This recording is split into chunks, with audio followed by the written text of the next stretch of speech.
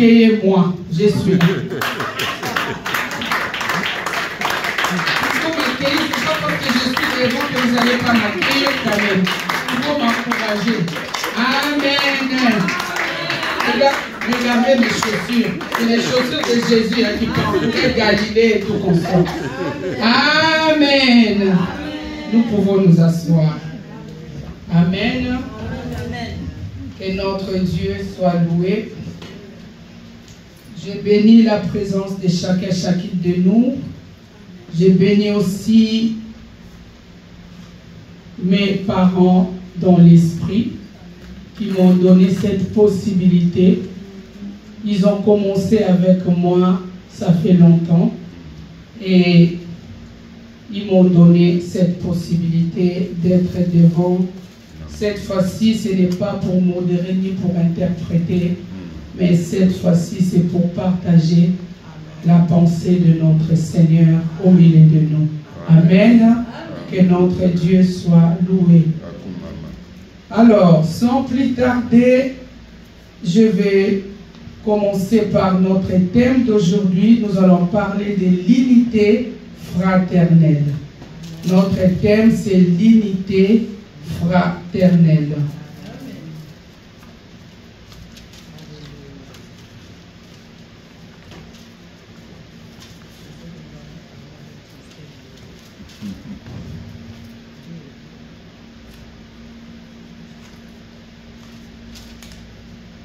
Alors, l'unité fraternelle, c'est un lien d'un amour spirituel. L'unité fraternelle, c'est le lien d'un amour spirituel. Et cet amour, c'est l'amour que Dieu nous demande entre les personnes au sein d'une communauté chrétienne, dans les lieux de travail, dans une famille. C'est un partage, c'est aussi la compréhension. Amen. Et moi, ce que j'aimerais, aujourd'hui, j'aimerais parler de la compréhension. La compréhension entre frères et sœurs, dans une famille, la compréhension dans les lieux dans les milieux professionnels, la compréhension dans l'Église. Amen. Amen. Alors, pour que cette compréhension puisse avoir lieu, notre base, c'est la communication. Nous allons parler de la communication.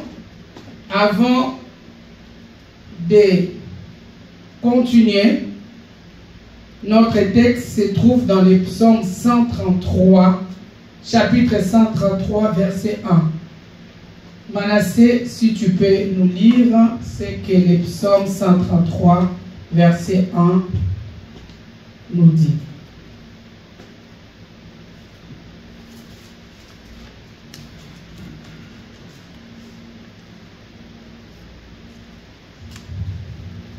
Tu as déjà trouvé? Psaume chapitre 133, verset 1. Tu peux lire au nom de Jésus. Amen. Pour demander de la vie. Oh, qu'il est agréable, qu'il est doux pour les frères de demeurer ensemble. Alléluia. Amen. Oh, qu'il est agréable. Voici, oh, qu'il est agréable, qu'il est doux pour des frères de demeurer ensemble. Amen. Amen. Alors, il est tellement agréable, donc il est tellement doux, il est tellement bien que les frères et sœurs demeurent ensemble. Demeurer ensemble, c'est cohabiter ensemble. Amen. Comment nous pouvons vivre ensemble si la communication, quelque chose qui nous permet de comprendre, d'avoir l'écoute de l'autre, cela n'a pas lieu dans nos églises, dans nos familles, dans nos lieux professionnels. Là, je vais parler de la communication. La communication se divise en deux parties. Nous avons la communication verbale et non verbale. Et la communication verbale, c'est une expression, c'est l'information, les sentiments par les mots, qu'ils soient parlés ou écrits. Donc, je peux te faire connaître ce qui est mon idée par la parole ou par écrit. Et ça peut aussi être non-verbal. Non-verbal, c'est un ensemble de moyens qu'on utilise pas par les mots, mais se comprend en expression faciale, par nos regards et par nos gestes, par nos mimiques et le ton de la voix. Amen. Amen. Alors, dans la communication verbale, je vais aussi parler, avant de parler dans la communication verbale, je vais parler des endroits où nous devons trouver cette communication. Comme j'avais dit, la fraternité fraternelle, c'est dans la communauté chrétienne. Dans la communauté, nous pouvons aussi parler de la société. La société, c'est la famille. Papa, maman et les enfants. Alors, dans une famille, dans chaque famille, je ne vais pas parler seulement d'une famille chrétienne, mais je vais parler d'une famille dans la globalité. Une famille qui est composée des pères, des parents et des enfants. Alors, dans cette famille, si la communication n'a pas lieu, nous ne pouvons pas nous comprendre. Comment je peux te parler si tu ne veux pas m'écouter? Il n'y a pas de dialogue dans la famille. C'est ce qui peut aussi faire qu'une famille n'arrive pas à demeurer. Quand on parle de la douceur, on parle de ce qui est agréable. C'est quelque chose de bien. Dans une famille, nous devons avoir l'harmonie. Amen. Et cette harmonie, c'est ça qui fait que je suis en dehors de ma maison, mais j'ai envie de rentrer pour retrouver ma famille. Je suis au travail, moi une femme, je me dis, je dois aller parce que je vais retrouver mon mari, je vais retrouver mes enfants. Mon vécu, peut-être mon expérience dans le travail, j'ai besoin de les partager en ma famille. Mais imaginez, j'arrive dans ma famille, je trouve les gens, personne ne me regarde. Là, personne ne me regarde, personne ne me parle. Donc là, c'est la communication non verbale. Donc je peux aussi remarquer que mon mari est fâché par son expression faciale. Je peux aussi remarquer que mes enfants, quelque chose ne va pas, parce que je peux aussi voir qu'ils sont tristes. Ils ne m'ont pas dit peut-être maman, papa nous a tapés, mais je vois que mes enfants ont été maltraités. Peut-être pas par leur papa. Les enfants, ils vont à la crèche, ils vont dans les quais, ils vont à l'école. Il y a quelque chose qui ne va pas. Je peux aussi. Mais pour que je puisse voir que quelque chose qui ne va pas dans ma maison, donc cela veut dire je dois être dans la joie. La joie. Nous avons besoin de cette joie. L'unité fraternelle nous demande d'être dans la joie. Là où il y a la joie, là où il y a cette compréhension, il y a aussi le pardon. Amen. Dans l'unité fraternelle, il y a le pardon. Parce que c'est à partir des pardons que nous arriverons à nous communiquer comme il faut. Et la Bible nous parle de... Nous allons lire aussi Romains chapitre 15, verset 1. Romains chapitre 15, verset 1.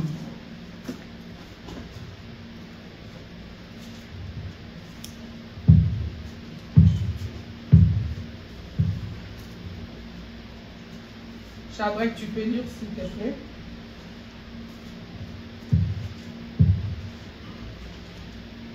Nous, Jésus-Christ, nous qui sommes forts, nous devons supporter les faiblesses de ceux qui ne le sont pas. Amen. Nous complaire en nous-mêmes. Amen. Amen. Nous qui sommes forts, nous devons supporter les faiblesses des autres qui ne le sont pas. Donc, au milieu de nous, il y a aussi des gens qui sont faibles. Au milieu de nous, il y a des gens qui ont des soucis. Au milieu de nous, il y a des gens qui n'arrivent pas à dire quelque chose qui ne va pas. Ce n'est pas tout le monde qui a le courage d'aller vers quelqu'un et lui dire, écoute, ces derniers temps, quelque chose ne va pas dans mon foyer, quelque chose ne va pas dans les lieux de travail. Et cette personne, il y a de fois, quand tu vas peut-être être face à face avec une personne qui a des soucis, tu peux aussi lui dire bonjour, et la personne, au lieu de te regarder, la personne peut-être va regarder ailleurs. Et ça aussi, ça gâche la communication. Alléluia. Amen. Mais nous qui sommes forts, qu'est-ce qu'il faut faire? Tu regardes l'autre avec amour. Considère la personne qui est faible en face de toi. La personne a des problèmes, la personne a des soucis. N'essaye pas de dire, ah, comment elle m'a regardé, comment elle m'a parlé. C'est l'abondance du cœur que la bouche parle. Un cœur qui est dans la joie, ça va refléter la joie. Ça va sortir que la joie. Mais un cœur plein d'amertume, souvent ils ont des paroles qui blessent. Qui blessent. Moi, ma maman avait l'habitude de dire que moi, j'étais orpheline de père et de mère. Je ne sais pas blesser les autres. Déjà, j'ai grandi. Souvent, j'étais triste et je pleurais tout le temps. Alors, j'étais habituée avec ces paroles blessantes auprès de ses marâtres, de ses demi-frères et sœurs. Et elle nous disait, moi, je n'arrive pas, je ne supporte pas que quelqu'un me parle mal. Mais sauf qu'il y a des fois, Dieu sait nous mettre devant une situation. Il a choisi mon père, et dans la famille de mon père, c'est des pics. De ces personnes qui quand ils parlent, vraiment, tu reçois, tu dis, là, vraiment, la personne m'a parlé. Et si tu n'es pas préparé, tu n'arriveras pas. Même mon papa, il avait une fois des sorties qui bougeaient, qui te faisaient vraiment tressaillir. Tu dis, oh, qu'est-ce qu'il m'a dit celui-là? Mais ma maman devait apprendre à s'y porter. Alléluia. Donc Dieu ne nous demande pas d'être faible, mais de regarder les autres comme une faiblesse. Toi qui crois être faible, Dieu te demande d'être plus fort. Donc considérons les autres comme des faibles devant nous. Et si nous considérons les autres comme des faibles devant nous, c'est là où nous allons appliquer le pardon et l'amour va demeurer en nous.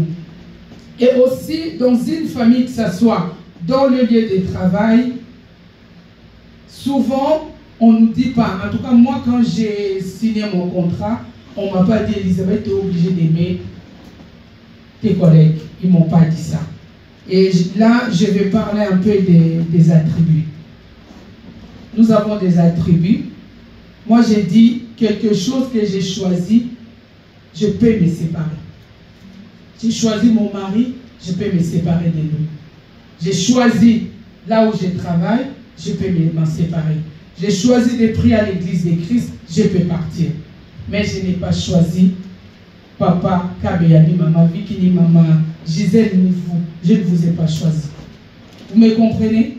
Donc tout ce que j'ai choisi, je peux quitter. Parce que je l'ai choisi. Mais ce que je n'ai pas choisi, je suis obligé d'accepter, respecter et considérer. J'ai choisi mon mari, mais je n'ai pas choisi ma belle famille. Donc je suis obligé de vivre avec cette belle famille, de les accepter, de considérer et les respecter. J'ai choisi mon travail parce que j'ai écrit une lettre. J'attendais qu'on me dise oui, on te prend. Et au travail, je dois accepter les résidents et mes collègues de travail. Peu importe ce qu'ils sont, mais je dois les considérer, les accepter. Même si je ne les aime pas. Là, il n'y a pas l'obligation d'aimer. Je n'ai pas reçu l'ordre de les aimer. Mais dans les règlements, je dois les accepter, respecter, considérer, pour que quand nous travaillons, pour que nous puissions atteindre cet objectif que l'employeur attend de nous. Amen. C'est comme j'ai choisi d'habiter au champ de Merde, au chiffre 15, mais je n'ai pas choisi mes voisins. Amen. Je les croise, je suis obligé de leur dire bonjour. Ça aussi, c'est une l'unité fraternelle. Ce n'est pas seulement dans l'église, ce n'est pas seulement dans la famille, c'est aussi là où tu travailles, là où tu habites. Parce qu'en tant qu'enfant de Dieu, nous avons l'obligation de montrer à nos collègues, à nos voisins, dans la communauté. Nous sommes des Africains, nous avons une communauté africaine. Qu'est-ce que nous devons faire? Qu'est-ce que nous devons porter aux gens qui nous côtoient? Ces gens qui savent que nous venons à l'église, nous servons Jésus. Qu'est-ce que nous avons donné à ces gens-là? Prenons l'évangile de Jean, chapitre 13, 34. Là, nous allons parler de l'ordre que nous avons reçu de Jésus, de l'amour. Jean, chapitre 13, verset 14. Jonathan, si tu as trouvé, tu peux lire au nom de Jésus.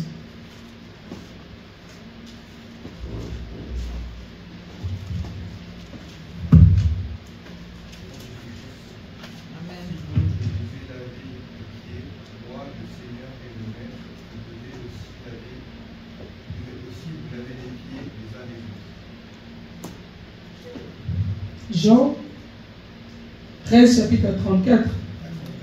Oui, 34.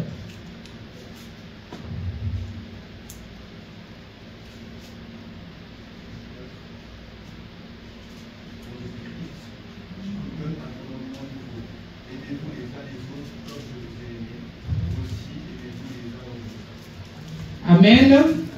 Aimez-vous les uns les autres. À l'église, c'est obligatoire. C'est un ordre que nous avons reçu de notre Seigneur Jésus. Nous devons nous aimer les uns les autres, comme Christ lui-même nous a aimés.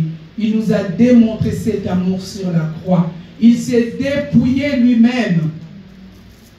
L'amour est conditionnel. Il ne regarde pas que Christelle me parle mal. Il ne regarde pas qu'il y a Philippe, ne me regarde même pas quand je lui parle. Jésus n'a pas besoin de ça. Jésus veut que nous nous supportons les uns les autres. Nous avons tous nos faiblesses.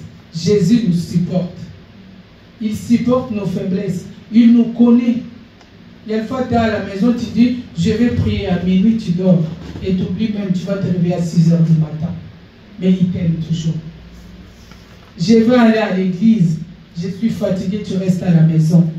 Vendredi, je ne vais pas aller, je vais aller dimanche. Dimanche, tu ne viens pas. Un mois, tu es à la maison. Mais cela ne change pas son amour. Parce qu'il sait. Il connaît nos faiblesses. Il nous demande de nous aimer. Cet amour, c'est ça qui va faire qu'il y ait de la douceur au milieu de nous. Cette douceur, ce n'est pas parce que tu parles doucement. Boni, osa bien. Non, ce n'est pas ça. Parce qu'il y a des fois, on croit que quand on parle dans la douceur, c'est ça être enfant de Dieu. La douceur, on a paix. Quand on a douceur, des paroles blessantes, ce n'est pas cette douceur-là que Dieu nous demande. Dieu nous demande cette douceur dans l'harmonie, dans la joie, l'amour et le pardon. Comme Christ nous a pardonné sur la croix. Et jusqu'à maintenant, il continue toujours à nous pardonner. Il ne nous regarde pas nos erreurs. Il ne nous regarde pas nos fautes. Il regarde que son amour sur la croix. Parce que Christ nous a aimés. L'amour de Jésus, ça n'a rien à voir. Ce n'est pas l'amour d'un homme avec sa femme, non. Parce qu'il y a des hommes qui disent qu'ils aiment leurs femmes, mais sont des infidèles. Il y a des femmes qui disent aussi qu'ils aiment leur mari, mais ils sont aussi des infidèles. Ils font des choses en cachette. Mais cet amour, c'est un amour sans défaut. Amen. Un amour qui ne regarde pas son propre intérêt. Amen. Jésus n'a pas regardé son propre intérêt. Il a dit, Père, envoie-moi pour aller sauver ce peuple. Père, envoie-moi.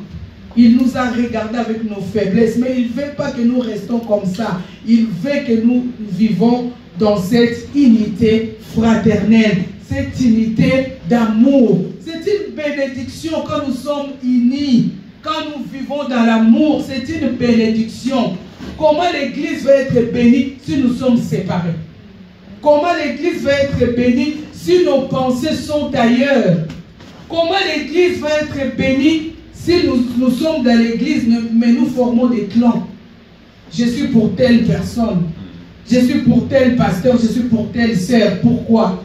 Ce n'est pas ça que Dieu nous a demandé. Nous ne devons pas avoir des clans dans l'église. Nous ne devons même pas avoir de fanatisme à l'église. Nous sommes là pour Jésus. Notre star, celui que nous devons élever, c'est Jésus.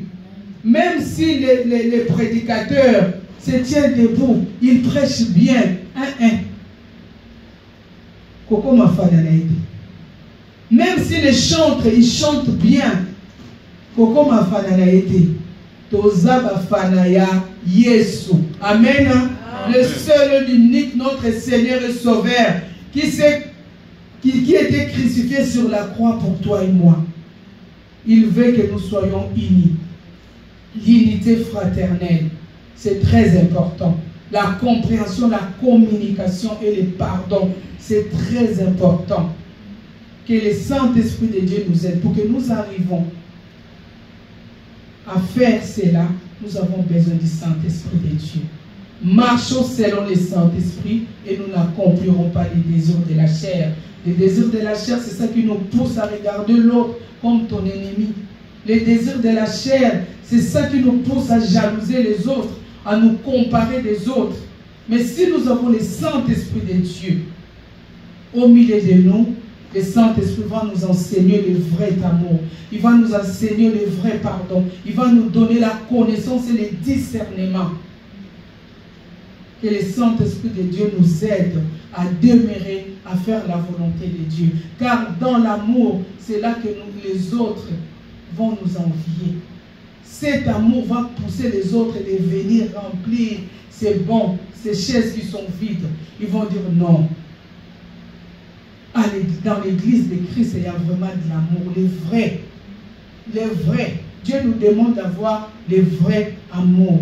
Le vrai amour que Jésus nous a démontré sur la croix. Cet vrai amour qui ne regarde pas l'autre comme son ennemi, qui ne regarde pas l'autre comme tu regardes ton propre intérêt. Quand j'ai besoin de maman Gisèle, c'est là où je vais chercher maman Gisèle. Quand j'ai besoin de Shadrach, c'est là où je vais chercher Shadrach. Si je n'ai pas besoin de Shadrach, je m'en fous. Peu importe ce qui va arriver. Et nous devons aussi connaître une autre chose, parce que souvent on croit que la personne qui est toujours là, c'est ça de l'amour. Non. Ce n'est pas parce que quand tu as un problème, je suis là. Tu as perdu un membre de la famille, je suis là. Tu veux faire quelque chose, je suis là. Faisons très attention. Ce n'est pas ça, le vrai amour. Il y en a ceux qui le font par amour, mais certains pas. C'est pour ça que je disais, à travers le Saint-Esprit, demandons les discernements. Nous avons besoin de discernement. C'est là où nous allons discerner ce vrai amour. Amen. Amen. Le véritable amour. L'amour sans défaut, l'amour sans ride, qui ne regarde pas son propre intérêt. Que Dieu nous bénisse. Amen. Amen.